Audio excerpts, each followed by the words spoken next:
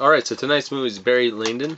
It's directed by Stanley Kubrick. Came out in 1975. It stars Ryan O'Neal and Marissa Branson. A lot of people, if you're not familiar with Stanley Kubrick films, Stanley Kubrick has a tendency to be very, very long movies. I love Kubrick. This is my first time ever watching this one, and I found it there's two kinds of Kubrick I find. There's Kubrick where it's long and you can follow the story and very entertaining, and it captivates certain. Kubrick has genres that kind of pick out different kind of viewers. You can love one Kubrick movie and you can hate another one. He's a very wide variety of different kind of movies, and I found this one to be really, really intense into the almost everyday life of this Barry Lyndon kind of guy. What Barry Lyndon is he starts off as an Irish kind of not fully nobleman, but kind of average class. This takes back in the 18th century. His father dies in a duel, and he's forced to kind of grow up a little bit, but in a sense that he really doesn't fully grow up. Then he gets kind of into a bunch of different situations, but I kind of find the character very not likable. I don't know if a lot of people found it, but I kind of find him to be very boring, for lack of a better word.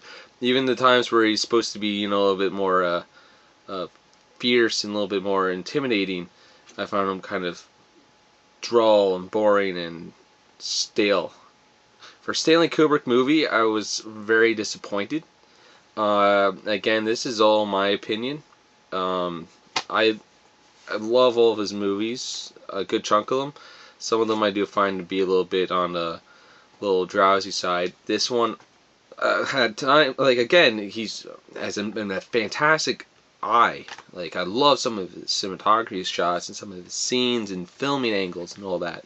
But then there's some of the actors. I found some of the actors to be very droll and very bad actors. I did not find any of the actors good in this movie, and I think that's just my kind of opinion on this. So, even being a huge fan of Kubrick and his directing, I found the actors themselves to be not very believable, not very gripping. I could see the story being a very great story, but the actors weren't there. I thought they were just kind of there in the sense of, I'm going to show up and put on an Irish accent, which was, I thought, horrible, and go off and try to do their thing. But really, it's a little bit more than that, and so I found that to be a little bit lacking. So you find this Barry Lyndon guy go from being sort of lower class to upper class. You see him try to fight in wars, but kind of wusses out. He hides and runs, and he finds out that people are tricking him because they don't really like him around, and then he becomes a spy. You're following his life for about 3 hours of this movie, and really throughout the movie I found him just to be very unlikable, the actor itself to be very poor, and just appealing for the eyes for the fact that Kubrick has done such an amazing scenery, such amazing sets, so everything looks like you're there, but then the actors start acting, and then you're like, wow, these actors suck. Even this movie won 4 Oscars, none of which really were for the for acting or directing. Upsetting for the directing part, but for the fact that he did lose out to One Flew Over the Cuckoo's Nest that year, which is a fantastic movie, with great acting, great directing, and great stories. So I could easily see why that one lost. This one won for Best Costumes. 1 second, let me see all the awards. Best Costumes. I believe it was Best Music, Best Art Directing, and Best Cinematography.